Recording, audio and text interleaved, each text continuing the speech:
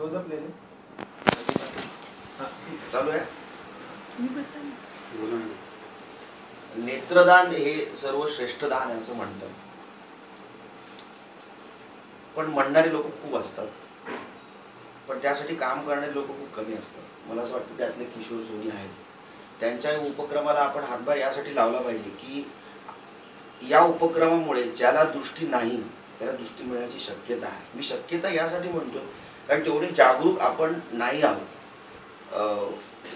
आपण नेत्रदान केल्यानंतर आपण नेत्रदान केलेलं आहे हे आजूबाजूच्या लोकांना सांगून त्यांना अलर्ट ठेवणं पण तेवढीच आपली जबाबदारी आहे. उद्या जर आपला मृत्यू झाला आणि आपण नेत्रदान करतो हे लिहून दिलेलं आहे, पण आपला मृत्यू झाला आणि आपल्याला नेत्रदान करायचं आहे हे सांगणारा कोणतरी माणूस पाहिजे. मला असं वाटतं की त्यातले तुम्ही बेस्ट फ्रेंड किंवा नातेवाईक जे जवळचे असतील त्यांना तुम्ही ते सांगणं गरजेचं आहे.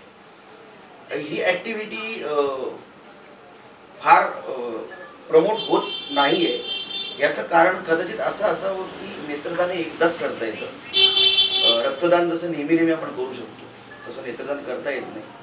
पण तरीसुद्धा या नेत्रदान या चळवळीला आपण महत्त्व दिलं पाहिजे, कारण सगळ्यात महत्त्वाचा अवयव माणसाच्या शरीरातला सगळ्यात महत्त्वाचा, तसे सगळेच अवयव महत्त्वाचे आहेत, पण त्यातल्या त्यात महत्त्वाचा अवयव असलेला म्हणजे डोळे. डोळे नसतील आणि बाकी सगळे अवयव असतील तरी आपल्याला खूप दिवस सर्वाइव्ह व्हायला लागतात, पण डोळे असतील आणि एखादा दुसरा अवयव नसेल तरी आपण लोकांना सांगू शकतो की मला हे हवं आहे. आपण आपली डोळ्यांची भाषा ही सगळ्यात जास्त चांगली भाषा आहे असं म्हणतात. आणि मला असं वाटतं की या चळवळीमध्ये सगळ्यांनी जर समजा सहभाग घेतला तर ही चळवळ मोठ्या प्रमाणात होऊ शकते आणि त्यामुळे बऱ्याच लोकांचा फायदा होऊ शकतो.